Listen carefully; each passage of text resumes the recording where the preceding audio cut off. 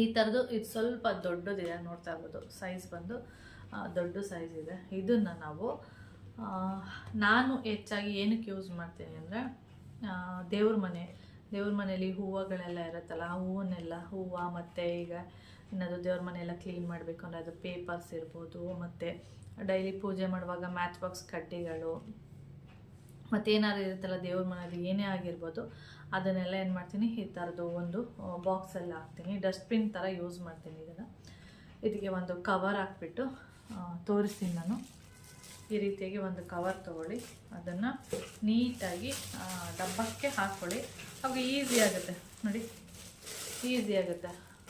ಇವಾಗ ಹೂವು ಕಸ, ದೇವ್ರ ಮನೆ ಕಸ ಏನೇ ಆಗಿರ್ಬೋದು ಅದನ್ನೆಲ್ಲ ತೆಗೆದುಬಿಟ್ಟು ಇದರಲ್ಲಿ ಹಾಕ್ಬೋದು. ಮತ್ತು ಈಸಿಯಾಗಿ ಇದನ್ನು ಅಂದರೆ ನಾನು ವಾರದಲ್ಲಿ 2 ದಿನ ಇದನ್ನು ಅಂದರೆ ದೇವ್ರ ಮನೆ ಹೂವು ಕಸ ಏನಿರುತ್ತೆ